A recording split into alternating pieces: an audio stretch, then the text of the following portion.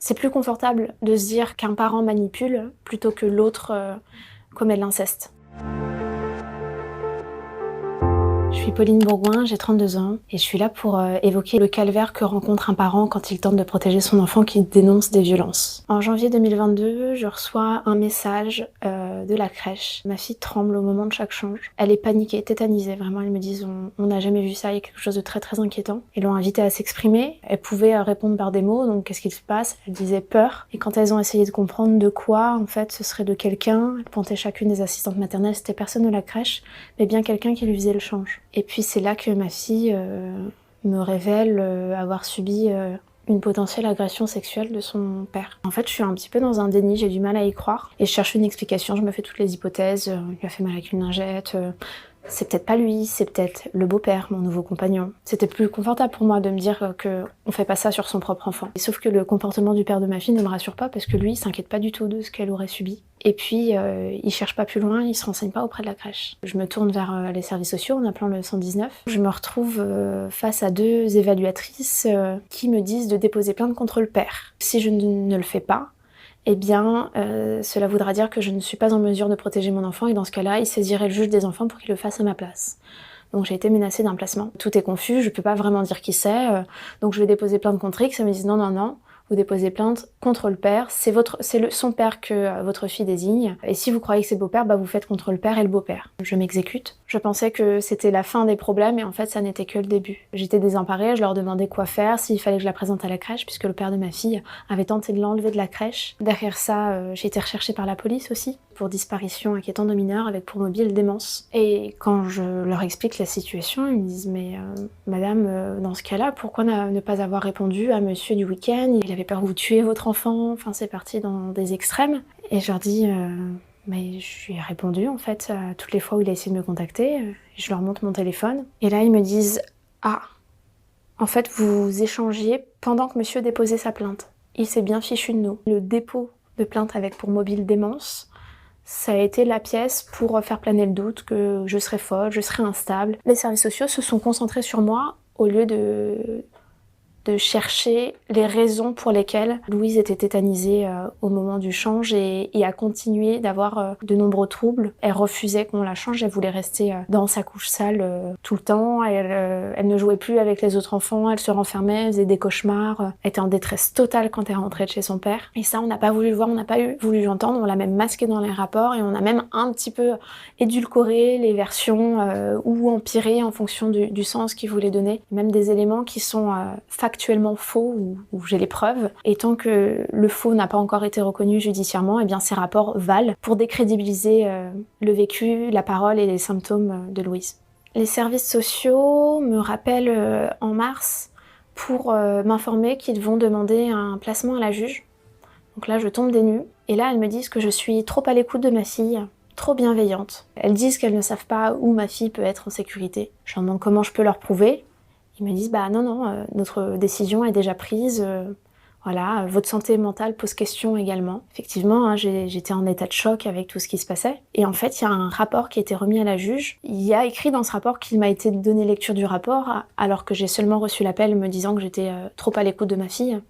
Et en fait, dans ce rapport, il y avait de nombreux éléments faux ou transformés. En gros, on voulait me faire accuser du syndrome d'aliénation parentale. Le syndrome d'aliénation parentale, ça a été théorisé par le psychiatre Richard Gardner, qui a passé toute sa vie à militer pour la pédophilie et sa dépénalisation. Par exemple, il culpabilisait les mères en leur reprochant que si leur fille subissait de l'inceste, c'est parce qu'elle n'avait pas suffisamment assouvi les besoins du père, et elle leur recommandait de gifler leur enfant qui révélait de l'inceste. Ce psychiatre, qui était très connu, a fait répandre son syndrome, qui a été totalement invalidé scientifiquement, et il faut savoir que ce psychiatre, il s'est donné la mort d'une vingtaine de coups de couteau dans le ventre. Donc il devait peut-être pas être très à l'aise avec tout ce qu'il a fait dans sa vie. Le verdict est tombé, placement en famille d'accueil pour ma fille qui avait 2 ans et demi. Je me suis effondrée dès qu'elle a annoncé le verdict. J'appelle la référente sociale pour savoir comment s'organise le départ de Louise. Et elle me dit qu'il ne s'organise pas parce qu'il est déjà fait. En fait, ils sont allés la chercher à la crèche 3 inconnus l'ont enlevée. J'ai pas eu le droit de savoir comment elle allait, où elle était. J'ai même pas eu le droit de savoir si elle était en bonne santé. Rien. J'ai eu le droit à des visites médiatisées, c'est-à-dire sous surveillance d'une personne des services sociaux. 1 heure toutes les 2 semaines. Je me suis retrouvée un petit peu comme une criminelle, comme si j'aurais pas dû croire ma fille et tenter de la protéger. Ce qui planait au-dessus de moi, c'était l'éventualité que j'ai voulu causer du mal au père de ma fille, au point d'en causer aussi à ma fille en lui mettant dans la tête qu'elle aurait été agressée sexuellement. J'ai obtenu à ce qu'elle soit placée chez moi, sachant aussi que j'ai fourni la preuve qu'il lui a inséré la langue dans la bouche quand elle était petite, puisqu'il y a des échanges de SMS où je lui demande d'arrêter ce qu'il accepte. La juge d'Orléans a décidé de donner des droits libres au père de ma fille. Il la reçoit un week-end sur 2 la moitié des vacances scolaires. Quand elle était en famille d'accueil un week-end sur 2 chez moi, elle allait à peu près bien. Elle souffrait d'être séparée de moi, mais elle tenait le cap. En revanche, quand il a récupéré des droits libres sur elle, son état s'est fortement dégradée. Elle est dans une détresse très très intense pendant plusieurs jours. Dès le début, elle a commencé à reparler d'attouchement. J'ai vu ma fille être torturée, rentrer en se tordant de douleur parce qu'elle a mal entre les jambes. Le service éducatif m'a dit de l'emmener aux urgences.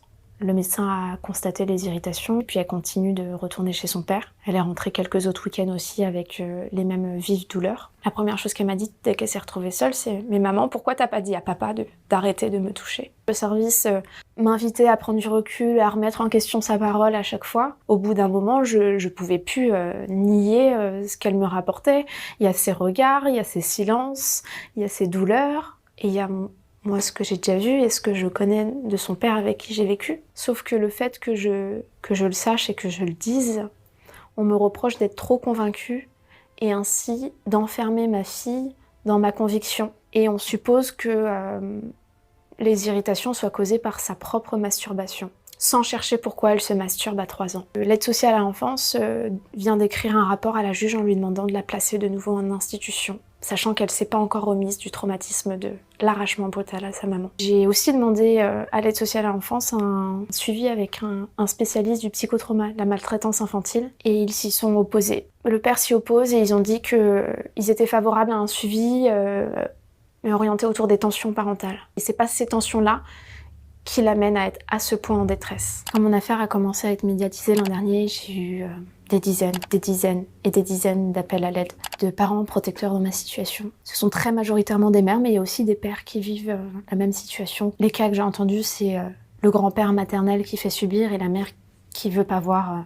Dès lors qu'on porte la parole de notre enfant et qu'on dénonce des violences, on n'est pas cru, pas entendu et tout se retourne contre nous. Dans la plupart des cas, la mère perd la garde de l'enfant. Souvent placement en institution, mais aussi souvent placement chez le père dénoncé par l'enfant, malgré une enquête en cours.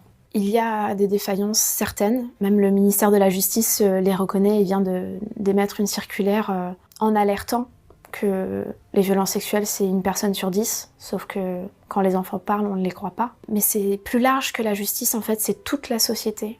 Parce que l'inceste c'est tabou. C'est plus confortable de se dire qu'un parent manipule plutôt que l'autre commet de l'inceste. Et du coup ça contribue à la non-protection des enfants. Il faut se former.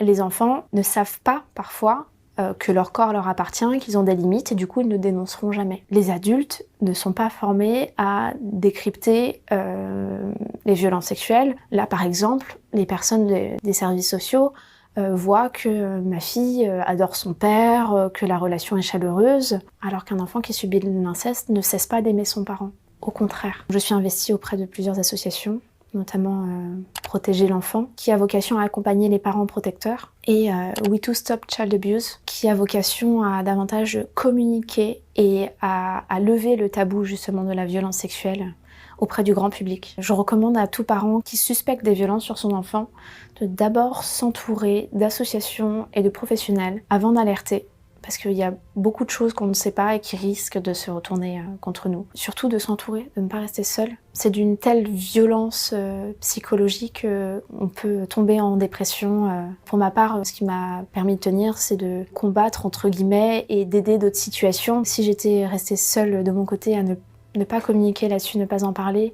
je ne sais pas si j'aurais tenu.